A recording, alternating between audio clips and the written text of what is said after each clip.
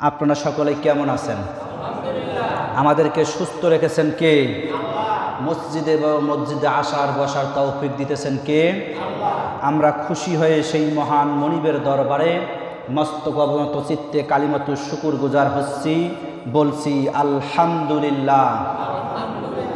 দরুদ ও সালাম বিশ্ব মানবতার মহান নায়ক, মহান শিক্ষক, যে নেতা শিরকিয়াতকে কবর দিয়ে আল্লাহর জমিনে আল্লাহর দিন প্রতিষ্ঠার সংগ্রাম করে গেলেন, যেই নেতা সমস্ত স্বৈরাচারকে কবর দিয়ে সমস্ত ইসকন বাহিনী যারা চায় মুসলমানদেরকে আল্লাহর জমিন থেকে নিধন করার জন্য একটি ধর্মযুদ্ধে যারা চেয়েছিল মুহাম্মদ যেন কালিমার দাওয়াত দিতে না পারে, এরকম করে যারা চেয়েছিল আল্লাহর জমিনে দিন প্রতিষ্ঠা করতে দেবে না, সেই মহান মনিব তার রসুলের মাধ্যমে তার কালেমার পতাকাকে পথ করে গোটা পৃথিবীতে জ্বালাইলেন এবং পতাকা উড়াইলেন।